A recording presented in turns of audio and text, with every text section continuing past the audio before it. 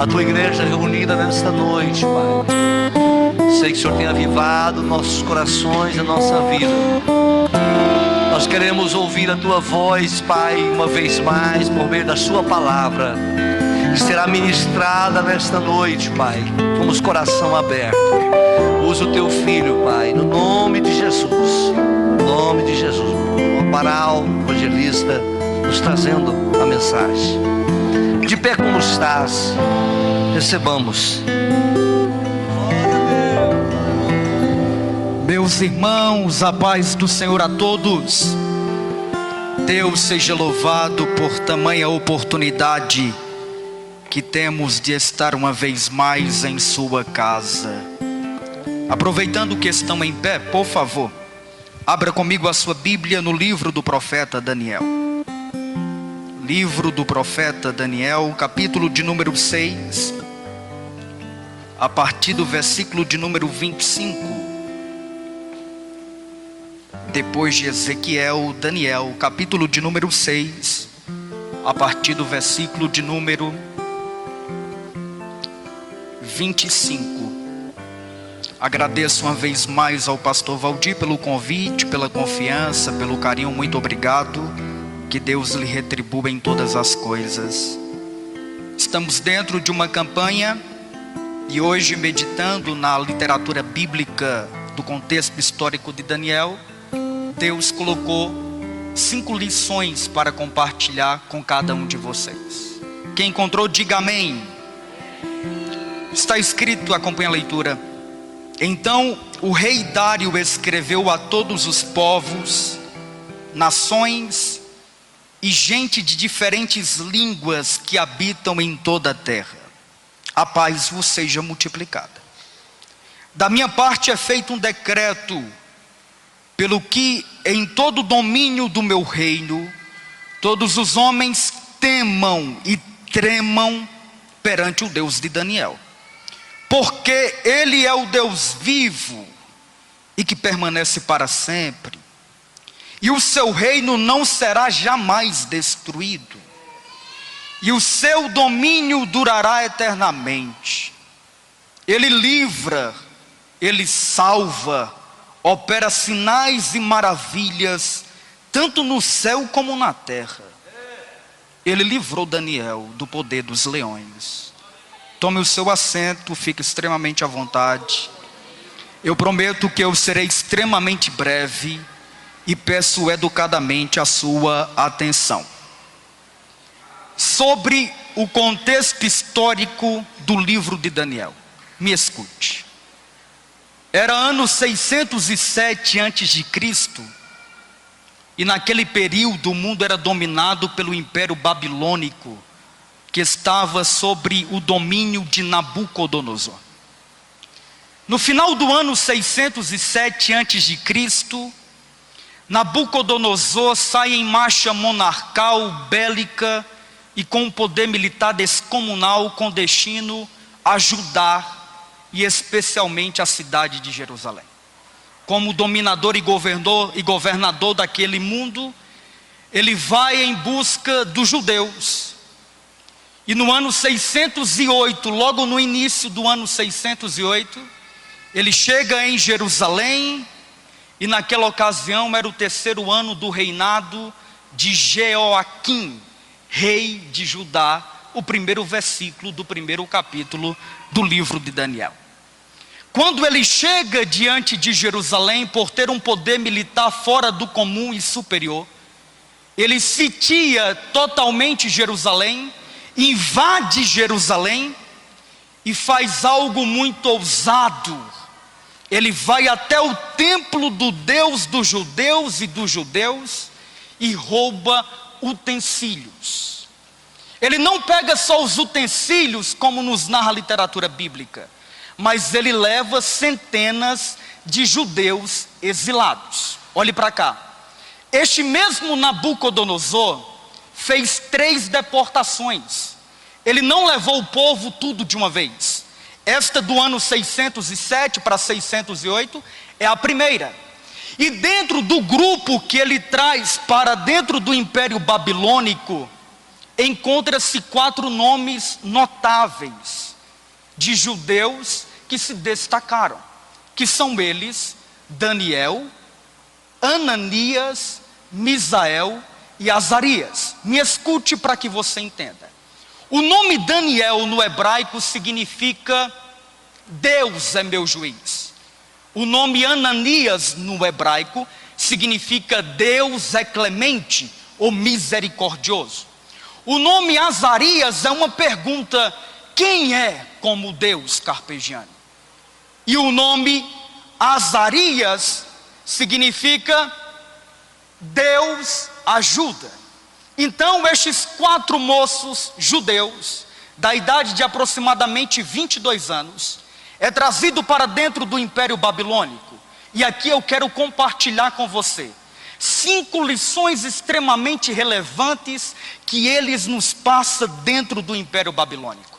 Quando eles chegam em Babilônia, a primeira coisa que Nabucodonosor faz é pegar os utensílios que tinha trazido do Deus dos judeus e colocar no templo do Deus dele. Quem que é o Deus supremo para Nabucodonosor? Nebo.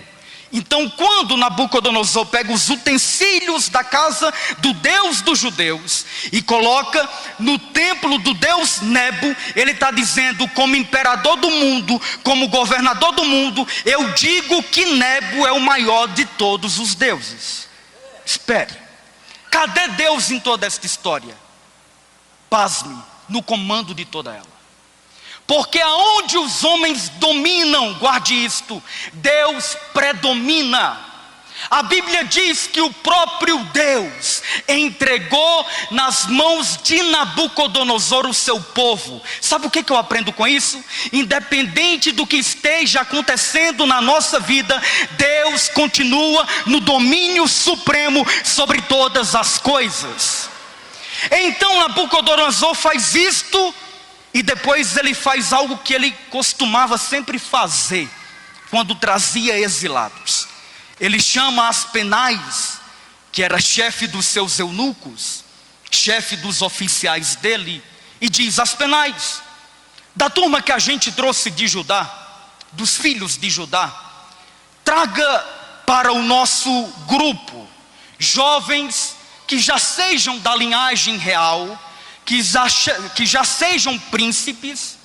Tragam jovens que não têm nenhum defeito, que sejam bonitos, de boa aparência. Até aqui está tudo bem, mas de repente, pastor Valdir, ele exige outras 3 características que muda totalmente o contexto da história. E eu quero que você aprenda isso. Estes jovens têm que ser instruídos em sabedoria, doutos em ciência, e ter entendimento de conhecimento daquilo que eles já conhecem.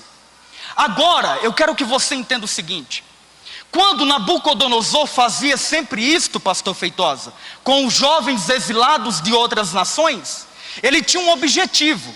O meu objetivo, Aspenais, é aproveitar a habilidade destes homens que vêm da terra deles, para a gente ensinar a nossa cultura, a nossa língua e a letra dos caldeus. Só que tem um problema: estes jovens não são filisteus, estes jovens não são amalequitas, estes jovens é povo de Deus, é povo judeu. E a Bíblia diz que eles eram instruídos em sabedoria, doutos em ciência, e eram entendidos naquilo que conheciam. Sabe o que eu aprendo com isto? Para a gente conseguir ser fiel a Deus no meio de um mundo pagão, a gente precisa ter sabedoria divina, ser doutos em ciência, mas acima de tudo, ter entendimento e conhecimento de quem é o nosso Deus e qual é a nossa história. Quando Nabucodonosor pensa que eles serão agora instruídos, o pastor Valdir está falando muito ultimamente. Ele está citando muito um filósofo francês chamado Rousseau. Rousseau disse que o homem é produto do meio em que está inserido. Isto quem disse foi Rousseau. Daniel, Ananias, Misael e Azarias nos provam que o homem que tem a sabedoria de Deus, que conhece o Deus que serve, não se corrompe e mantém-se firme nos seus princípios. Jesus, olhando para os apóstolos, disse: vocês são a luz do mundo, portanto, brilhe a vossa luz no meio das trevas, brilhe a vossa luz no mundo entre os homens, para que o Pai que está nos céus seja glorificado. A luz, por menor que ela seja, ela tem a capacidade de mudar o meio da escuridão, pastor Cosme. Então, crente, como Tiago fala, Tiago disse: se alguém não tem sabedoria, peça a Deus, mas não peça duvidando, peça com fé, porque não pense você que vive duvidando das coisas e não tem conhecimento de quem é Deus, que vai receber alguma coisa de Deus. Porque muitas das vezes, Tiago diz que nós somos comparados com as ondas dos mares, inconstantes. E aqueles que são inconstantes é porque não entenderam ainda quem Deus é. Então agora, quando as penais convoca eles, as penais apresentam a proposta do rei. A proposta para todos eles. A proposta é qual? A proposta é o seguinte: já que eles já foram selecionados na primeira seleção, coloque todo mundo em fila e diga como deve proceder os próximos 3 anos. Eles devem comer das iguarias do rei. E todos os dias tinham um tipo de alimentação diferente, Natan. A Bíblia diz que eram iguarias diversificadas. Era um cronograma dietético do próprio rei Nabucodonosor. O que comia sempre, todo dia, era diferente do dia anterior. Agora o vinho era o mesmo sempre. E este vinho, dizem os historiadores, era um vinho oferecido aos ídolos, em especial ao deus Nebo. Para Nabucodonosor, na mente dele, quem tomasse do vinho que ele tomava por aquele período de 3 anos, teria maior conhecimento e maior sabedoria. Aí ele pega e apresenta a todos os jovens. Os jovens de outros povos se corrompem e comem das iguarias do rei. Mas de repente a Bíblia diz assim, Daniel capítulo 1, versículo 8, e aqui está a primeira lição. Daniel propôs no seu coração não se contaminar com as iguarias do rei. A primeira grande lição que Daniel nos dá é que ele tem propósito de vida bem definido. E o propósito de vida bem definido não está na sua mente. Olhe para cá, por favor. A gente vive um tempo na igreja muito perigoso. Está tipo nascendo um positivismo cristão. Todos vocês sabem que positivismo é a teoria filosófica de Augusto Comte, aonde muitos pregadores dizem coisas mais para a gente guardar na nossa mente do que no nosso coração. É por isso, pastor Feitosa, que tem um monte de gente inconstante, que não consegue ter um propósito definido. No primeiro embate, negam a fé e perdem o rumo do propósito. A Bíblia diz que Daniel propôs no seu coração. Esta palavra propôs significa: eu estou decidido, independente do que digam para mim, se eu tiver que morrer, eu estou decidido e tenho um propósito definido, eu não vou me contaminar. Olhe para cá. O salmista no Salmo 119, para embasar o que eu estou dizendo, ele disse, no Salmo 119, o salmista disse da seguinte forma, pergunta: de que maneira poderá o jovem manter puro o seu caminho? A pergunta está feita. Ele responde: já sei, observando segundo a tua palavra. Aí ele continua: de todo o meu coração eu te busquei, não me deixes fugir dos teus mandamentos. Ponto. Outra afirmação: a tua palavra escondi guardada na minha mente? Não, guardada no meu coração. Sabe por que tem um monte de pregador famoso que posta no Instagram frases humanistas, e tem um monte de gente que segue eles e curte? As frases humanistas que vêm para positivar a nossa mente têm causado muito mais efeito do que a palavra de Deus e os versículos bíblicos que devem estar guardadas no nosso coração. A gente só vai conseguir vencer se a palavra estiver aqui, ó. Então, eu guardei no meu coração. Um dia eu estava orando, cansado mentalmente, achando que não conseguia mais pregar. Eu fiz a oração: Senhor, Guarda a tua palavra na minha mente. Me faz lembrar quando eu for pregar dos versículos que fazem conexões um com o outro. Aí o Espírito me interrompeu e disse: ora primeiro para você ter a palavra no seu coração. Porque se tu tem a palavra no coração, tu cumpre ela. E aquilo que tu pratica, tu não esquece. Porque se torna um hábito na tua vida. Propósito. Ele estava decidido: eu não vou me contaminar. Querido, quem quer receber as coisas grandes de Deus tem que ter propósito. Amaral, o que acontece? Aí de repente ele chega em Aspenais e fala assim: olha, eu queria te pedir algo. Eu sou judeu, eu não quero me contaminar. As leis dietéticas da Judeia não me permitem fazer isso. E a Bíblia diz assim, que Aspenais viu graça em Daniel. Olha aqui para mim. Deus sempre dará um escape para quem tem propósito. Sempre, sempre, sempre, sempre.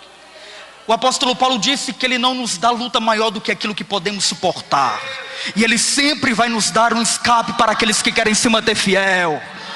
Ah, não tem desculpa. Ah não, é porque ele era muito bonito, é porque eu estava com um problema na minha vida. Não tem desculpa. Aqueles que querem se manter fiel, Deus sempre vai ter uma via de escape e ajudar eles a vencerem. Sabe por que Aspenais vê graça em Daniel? Porque por mais que Nabucodonosor domine, eu repito, Deus predomina. Ele está sempre no controle da vida do seu povo. Calma. Daniel então tem propósito. Aspenais, faça o seguinte: você está com medo de morrer. Aspenais disse: Daniel, eu gostaria de te ajudar. Entretanto, quando o rei vê no final de 3 anos, que colocar todos vocês em fila, e vê que todos os outros têm um corpo mais bonito, um rosto mais bonito, que falam melhor, ele vai me decapitar, eu vou morrer. Aí Daniel, inspirado pelo Deus da sabedoria, disse assim: faça o seguinte, os primeiros 10 dias começam agora. Dá para mim, para os meus colegas Ananias, Misael e Azarias, só legumes e água. Aí no final de 10 dias, a gente não vai estar diante do rei, a gente vai estar diante de você. Você avalia como é que nós estamos, comparando a gente com aqueles que estão comendo a porção diária e o vinho do rei. No fim de 10 dias, olha o que acontece com quem tem propósito. Avaliados depois de 10 dias, os semblantes de Daniel e dos demais brilhavam mais do que os dos outros jovens. Deus honra quem tem propósito. Deus honra quem é fiel. Você pode dizer: eu não estou comendo das iguarias do rei. Alguém pode dizer assim: não vai ficar bonito, não vai dar certo. Deus está no controle da tua vida. O semblante de Daniel, Ananias, Misael e Azarias brilhava mais do que os outros jovens. Aí diz assim: e Deus deu conhecimento e inteligência em todas as letras, mas a Daniel ele deu visão e sonhos. Mais, quantas vezes mais? 10 vezes mais. É forte. Sabe por que se destaca quem tem propósito? Porque nós estamos no meio de uma multidão sem propósito. Então, se você conseguir ter propósito bem firmado, querido, você não vai ceder às propostas que te fizerem. E se você continuar firme no teu propósito, Deus vai fazer você se destacar. Jabes, a mãe disse: tu é um menino de dores. Todo mundo diz: tu é um menino de dores, tu é um menino triste. Aí a Bíblia diz assim: e Jabes orou ao Deus de Israel dizendo: se tu me abençoares, se a tua mão for comigo, ele vai dizer: de fato, Deus, eu serei abençoado. Olha aqui para mim. Todo mundo que tem um propósito tem uma vida de oração. Quando Daniel lança o desafio, pastor Valdir, ele vai orar, porque ele só tem legumes e água. Então, se tu tem um propósito, tu está nesta campanha orando. E quando tu ora, tem resultado. Esta é a primeira lição. Diante do rei Nabucodonosor, eles foram apresentados depois de 3 anos. Aí Nabucodonosor faz uma entrevista perguntando coisas sábias sobre ciência. E a Bíblia diz que quando Daniel, Misael, Azarias, Ananias estavam lá, a Bíblia diz que Nabucodonosor olhou para eles quatro e disse: não tem entre todos os homens daqui do meu reino homens como Daniel, Ananias, Misael e Azarias. E eles então são empossados no cargo de oficiais do rei. Agora olhe para cá que eu vou para a segunda lição. Passam-se 4 anos. Eles estão trabalhando como oficiais do rei. Vem a segunda lição. Nabucodonosor está dormindo e de repente Deus dá a ele um sonho, mas mesmo assim faz com que ele não se lembre de absolutamente de nada daquele sonho. Ele fica perturbado e manda chamar todos os astrólogos, magos, encantadores e caldeus, para ajudar ele a interpretar o sonho e ele lembrar do sonho. A Bíblia diz assim: os caldeus disseram: não há ninguém sobre a terra que possa declarar o assunto ao rei. Por quê? Ele disse: eu tive um sonho, só que eu não consigo me lembrar de absolutamente nada. Aí os caldeus disseram: não, rei, conta para nós o sonho e a gente dá a interpretação. E ele começou a ficar mais irado. Ele falou: olha, eu estou percebendo que vocês estão querendo que eu conte o sonho para dizer coisas mentirosas contra a minha vida. Eu vou dizer uma coisa para vocês: se vocês não conseguirem dizer o que eu sonhei e qual é a interpretação, tanto vocês vão morrer como todos os sábios de Babilônia. E quem que era sábio em Babilônia? Daniel, Ananias, Misael e Azarias. Só que eles não estavam lá neste dia. Aí ele pega e diz: rei, o que o Senhor quer, não tem ninguém que consiga, nem príncipe, nem sábio, nem dominador, nem mago, nem astrólogo, porque o que o rei exige é impossível. Eu gosto desta palavra. São homens que têm outros deuses, dizendo que o que o rei quer é impossível, e não tem quem possa declarar diante do rei. Aí ele pega e diz assim, a Bíblia, ó: salvo os deuses cuja morada não é com os homens. Quem disse isto? Os caldeus. Não foi Daniel, não foi Ananias, não foi Misael e nem Azarias. Foram os caldeus. Os deuses podem saber, mas eles não moram com a gente. Só que o Deus de Daniel, o nosso Deus, é diferente dos deuses lá de fora. Ele habita dentro de nós. Ele é o Emanuel, Ele é o Deus conosco. Ele está aqui nos dias mais tristes da nossa vida. Ele está conosco até nos dias mais felizes da nossa vida também. O decreto é baixado, e olhe para cá. Quando um decreto de um rei é baixado, é muito difícil voltar atrás. O decreto diz: matem todos os sábios, todos os astrólogos, todos os magos. Aí de repente, quem entra em cena? Daniel.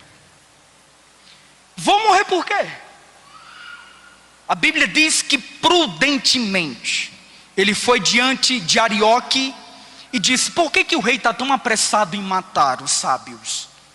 Aí Arioque conta para o rei, para Daniel. Arioque era o chefe da guarda do rei. Ele conta para Daniel o que aconteceu dentro do palácio. Aí a Bíblia diz que Daniel, de forma prudente, se põe dentro do palácio do rei. E aqui a segunda lição é que quem tem uma vida de propósito, tem uma vida e uma fé inabalável e confia inteiramente em Deus. A sentença está decretada, mas em Provérbios nós lemos que a sorte é lançada dentro do palácio, mas a decisão final vem de nosso Deus. Querido, eu não sei qual que foi a sentença que deram sobre a tua vida. Continue firme no teu propósito, tenha uma fé inabalável em Deus, tome uma atitude de alguém que sabe que Deus está no controle ainda. Ele entra, fala: rei, tenha calma, me dê um pouco de tempo, eu vou dizer ao rei qual que é o sonho e qual que é a interpretação. Aí aqui que é lindo, escute aqui por favor. Daniel sai da presença do rei. Qual que é o significado do nome de Daniel? Deus é o meu juiz. Quem é que sentencia? Hoje em dia não é juiz? A sentença de morte estava decretada. Daniel sai do palácio, teve um prazo por parte do rei Nabucodonosor. Ele vai até Ananias, Misael e Azarias, e eu imagino da seguinte forma: ele deve ter chegado primeiro em Ananias. Ananias, quero compartilhar algo contigo, meu irmão. A gente está sentenciado à morte sem nem terem dado a oportunidade de a gente conversar com o rei lá na primeira vez. Eles não deram conta e o rei furioso mandou matar todo mundo e nós estamos no balaio para morrer também. Agora deixa eu te dizer uma coisa, o meu nome me lembra uma coisa: Deus é o meu juiz. Independente da sentença de Nabucodonosor, eu acredito no juiz supremo, que pode mudar o rumo da minha vida. Aí Ananias pega e fala assim: ô Daniel, deixa eu te lembrar uma coisa, o meu nome hebreu significa que Deus é misericordioso, Ele há de ter misericórdia da nossa vida.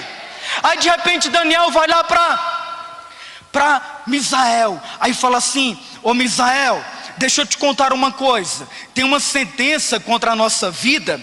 E aí eu disse a Ananias, eu falei para Ananias, Deus é nosso juiz. Ananias disse que Deus é misericordioso. Aí Misael pega e fala assim: você sabe que meu nome é uma pergunta, né, Daniel?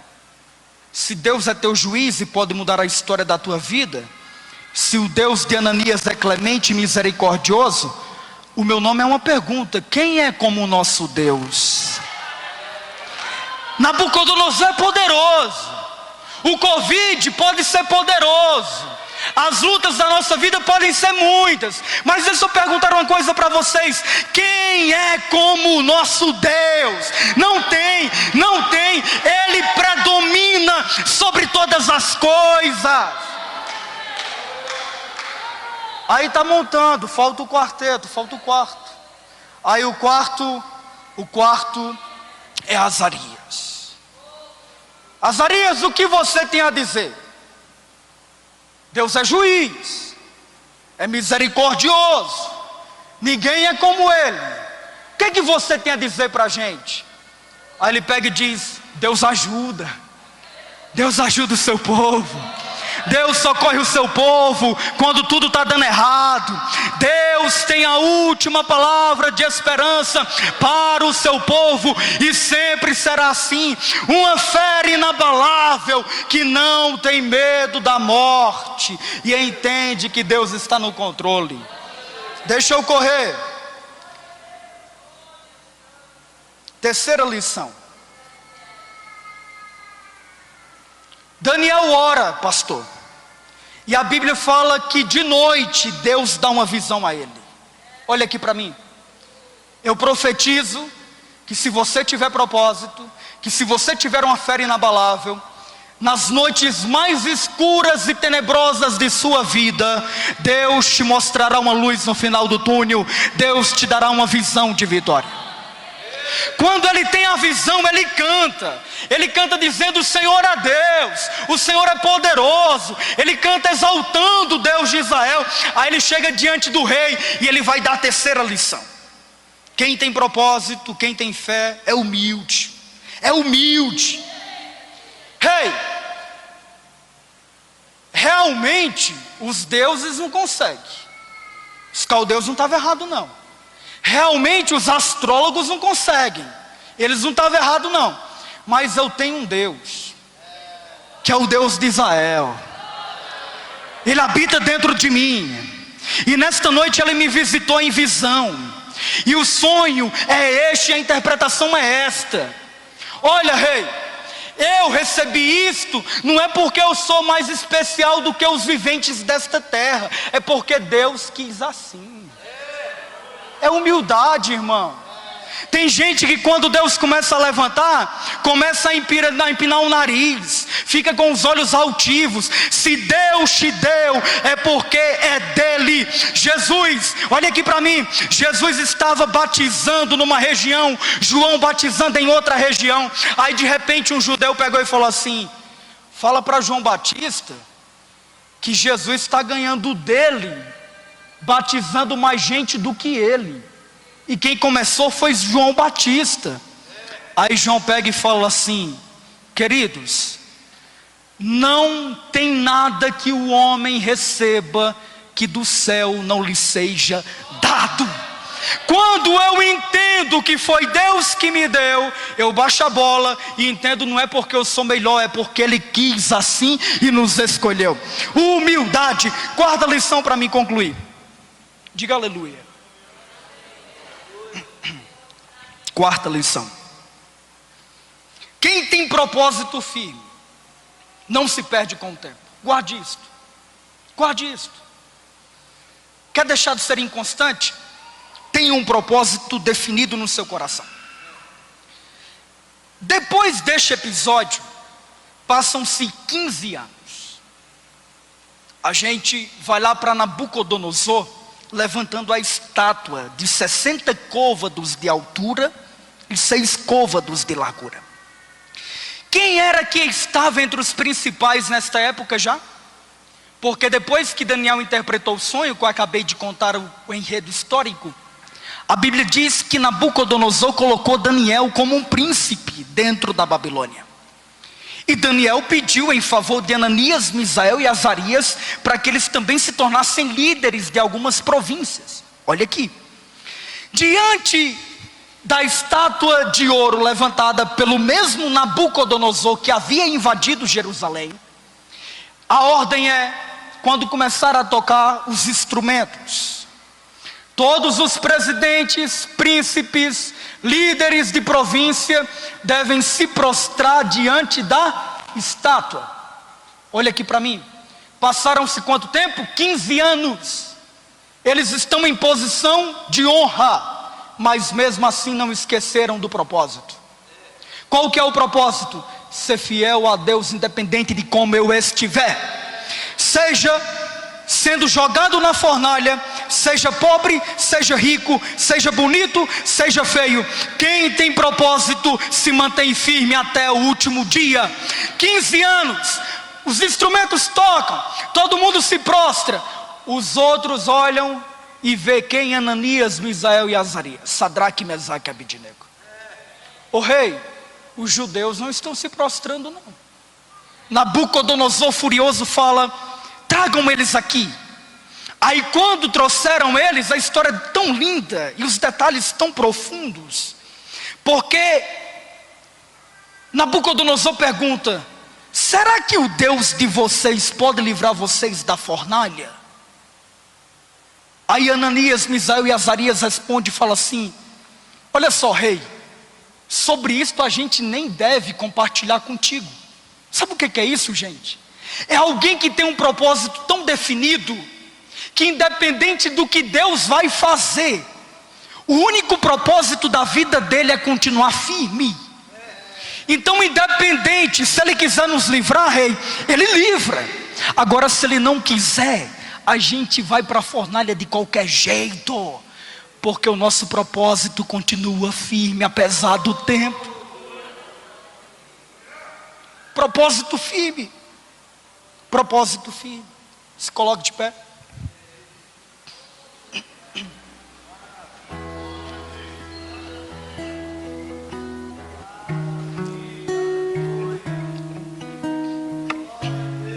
Olha aqui para mim. A quinta e última lição,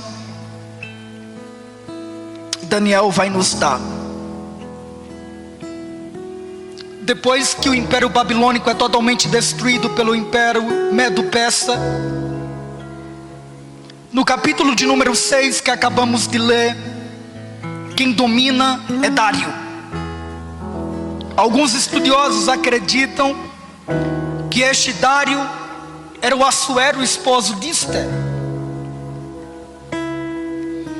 E Dário colocou Daniel, porque ele veio de muita fama desde os impérios antigos, como um dos 3 principais príncipes que reinava sobre 120 presidentes. E a Bíblia diz assim, que os 120 presidentes e os demais príncipes olharam para Daniel e disseram: como é que a gente vai pegar ele? Ele é muito fiel. o que o mundo tem falado de nós? Eles olharam para Daniel, pastor Marcelo, e disseram: só tem uma forma da gente acabar com a vida dele, porque ele é fiel ao rei, é fiel a Deus, ele é fiel em tudo. Eles chegam diante de Dário e dizem assim: Dário, vamos fazer um decreto aqui. Faz um decreto que nos próximos 30 dias ninguém deve se prostrar diante de Deus nenhum, a não ser diante de Dário para fazer algum pedido. E a Bíblia diz que Dário pega o anel e sela o decreto. Dário amava Daniel, só que ele não sabia que ele estava participando involuntariamente de um complô contra Daniel. Então Dário sentencia, e uma vez sentenciado não muda. Sabe por que eles fizeram isso? Se a gente não consegue tirar ele do propósito dele, vamos tentar fazer com uma coisa que não mude para ele morrer, porque ele não vai abandonar o propósito dele. E aí a gente pega ele e mata. Mata como? Jogando na cova dos leões. Aí a Bíblia diz assim: e Daniel, sabendo daquele decreto, entrou normalmente dentro do seu quarto, abriu as janelas que ficam para Jerusalém, e ele dobrava os seus joelhos 3 vezes ao dia, certamente dizendo: independente se me matarem, eu continuo firme no meu propósito de te adorar, de te louvar, porque o socorro vem de Jerusalém. O Deus de Jerusalém é maior do que Nebo. O Deus de Jerusalém é maior do que as enfermidades. Daniel nos ensina, gente, que a gente tenha sempre, nos momentos mais difíceis de nossa vida, a direção correta. E a direção não está na horizontal. A direção correta do povo de Deus vem do alto, vem da vertical, vem de cima, vem do Deus que predomina sobre os homens e sobre as potestades. Daniel é jogado nas covas. Dário vai no outro dia, com a voz trêmula e triste, e dá um grito: Daniel, meu filho, será que o Deus que tu serve te livrou? E a voz de Daniel acalma o coração do rei Dário, quando ele diz assim, Carpegiani: vive, ó rei, o Deus de Daniel me livrou sim. Aí Dário pegou e falou: da minha parte é feito um decreto, pelo que em todo o domínio do meu reino todos os homens temam e tremam perante o Deus de Daniel. Por que, Dário? Porque ele é o Deus vivo, ele permanece para sempre, o seu reino jamais será destruído, o seu domínio durará eternamente. Ele livra, ele salva, ele opera sinais, ele faz maravilhas, tanto no céu como na terra. Ele livrou Daniel do poder dos leões. Querido, você está na campanha e você está orando. É o Deus de Daniel, o Deus que livra, o Deus que cura, o Deus que salva, o Deus que liberta, o Deus que batiza, o Deus que ressuscita, o Deus que abre porta. Ore com a mesma fé que Daniel orou, e experimente o poder de Deus. Viva uma vida com propósito, e faça com que os ímpios, com que o mundo diga que o seu Deus é um Deus vivo e poderoso. Que Ele te abençoe e que Ele te guarde.